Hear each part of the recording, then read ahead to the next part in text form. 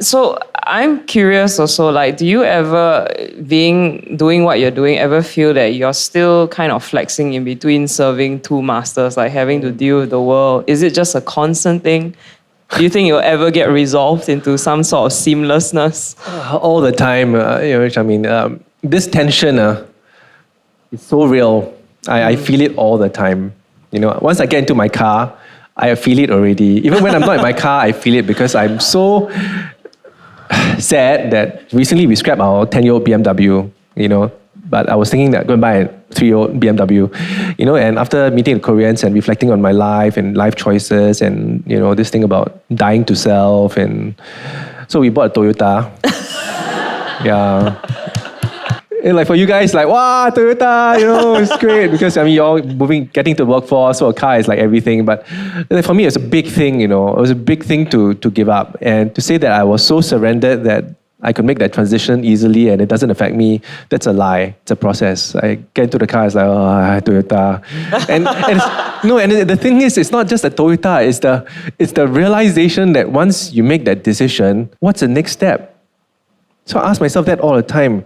Now that I've dropped the BM, there's going to be maybe no opportunity for me to BM plus in the future. That the journey that I've embarked on may well see me moving from Toyota to something else, which could be a Toyota minus, And that's difficult, and it's not just, Toyota is just a reflection of the many decisions and life choices I'm constantly making on a daily basis now. Do I need this? Do I really need this? Do I really need this? But I want it. But do you really need it? I want it. It's like, this is a constant tension. So it's all the time. So where does that pressure come from to have these things, right? Is it the industry that you're in? Because you run around big CEOs and developers, so these are the things they drive around with.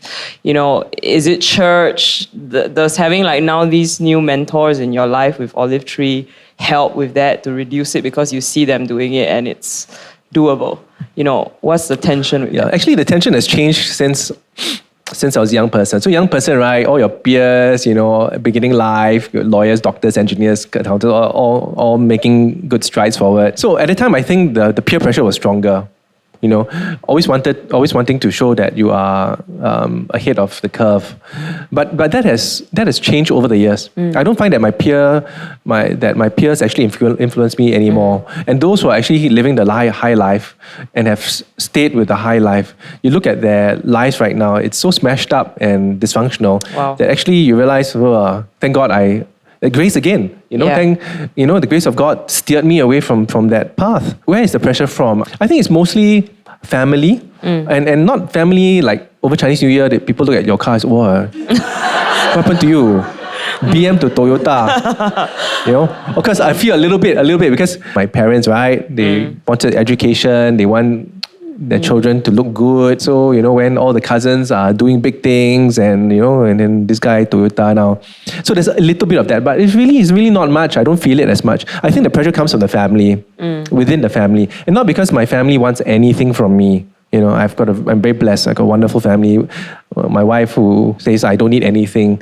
But it's really that desire to want a better life for all of them, to offer them the things that could be important to them later on, like a university education, maybe overseas, if any of my children want to do medicine overseas, already, and a safer car for them. So it's mainly that. But again, that the argument doesn't hold water because God is sovereign and He's going to take care of all of us, right?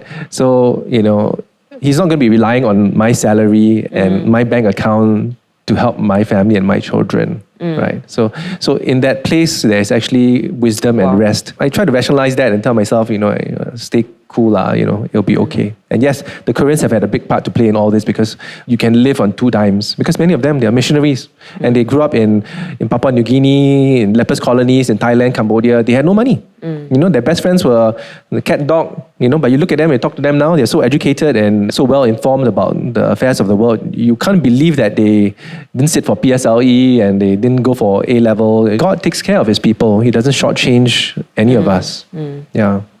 Yeah, it sounds like I know, right? But actually I'm learning this for myself, that God doesn't shortchange anybody. Wow, amazing.